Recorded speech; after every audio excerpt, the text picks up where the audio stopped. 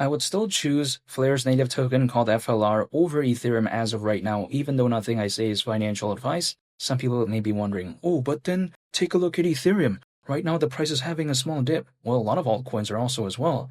And still, in the grand scheme of things, Ethereum is still pretty massive. Price is nearly 4,400 and market cap is nearly 530 billion. That's kind of a lot.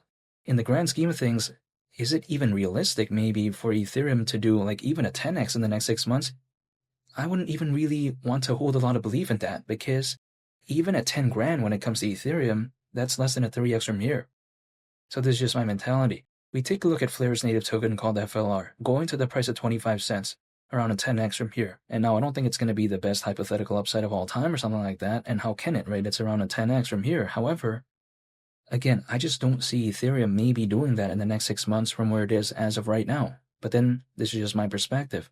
And it's not like 25 cents is even that crazy when it comes to FLR, in my opinion, arguably, because market cap at that point would be around $18 billion considering current circulating supply.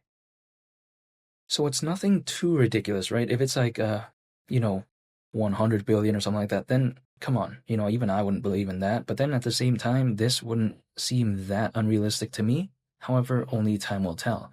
Now, some people may be thinking, oh, are you saying Ethereum is not good? I'm not saying that. I think Ethereum is actually a very amazingly run blockchain.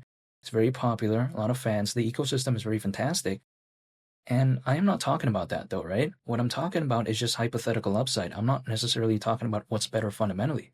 And even, right, arguably, Flare, a lot of its, I think future growth is kind of indirectly tied to Ethereum. So I don't even think it's that bad. Let me explain why. Flare is the blockchain for data, but then also on top of that, it's an EVM, so it's an Ethereum virtual machine, smart contract platform with 2 data acquisition protocols. So if let's say something has an aspect of EVM, again, that stands for Ethereum virtual machine. I think by nature, of course, if Ethereum does good, arguably these type of projects could also maybe go along with the ride. So I'm not necessarily saying that Ethereum is bad. Of course, again, Flare has some of its fundamentals kind of tied to that in a sense, arguably. However, again, hypothetical upside, I'm just not a big fan of Ethereum currently. Let's not forget though, Flare doesn't have totally bad fundamentals either. It allegedly provides developers with decentralized access to data from other chains and the internet. There's 2 data acquisition protocols when it comes to Flare, by the way. The first one is called the data connector, and the second one is called FTSO. And this is in no specific order, but I'm just saying, there's 2. Now FTSO, what that stands for is Flare Time Series Oracle. It's the native oracle for Flare, and it allegedly provides, or should I say offers, decentralized price and data feeds to decentralized applications on Flare. Keep in mind, why is an oracle even beneficial? Because again, I mentioned FTSO, Flare Time Series Oracle. Now an oracle is basically a data feed that brings data from off the chain, or should I say off-chain data, and brings that data over into the blockchain. Many decentralized applications, by the way, out there that we know right now, a lot of them can't really function properly without off-chain data. So of course, having an oracle is very crucial. Now, again, that I mentioned FTSO, I want to talk about the second, data acquisition protocol, and that's data connector. Now, the data connector is for trustless data proofs, and it enables information from other blockchains and the internet to be used on Flare.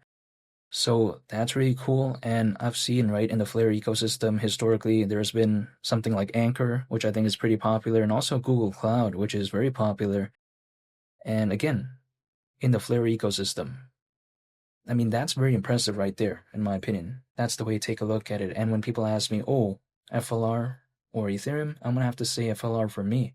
I'm staying patient, though, because altcoins, I think they're going to wake up when they want to. Even though I can take a look back in history and see how altcoins usually, as a worst-case scenario, typically peak around 18 months after a Bitcoin halving event. So that's around October this year, based on the last Bitcoin halving event that happened in April of last year, 2024. Totally aware of that. But that doesn't guarantee anything, in my opinion. Like, maybe it could happen later, like in November, December, or even Q1 of next year. That is beyond my control. But then what is within my control? Dollar cost averaging, holding and just waiting. And if I can only choose one project to dollar cost average, either FLR or Ethereum, I'm going to have to say FLR for me. Because, again, it's just a hypothetical upside. And feel free to subscribe if you enjoyed this video. I'd greatly appreciate it. It's only the Captain, and I'll catch y'all on the next one. I'm out. Peace. Bye.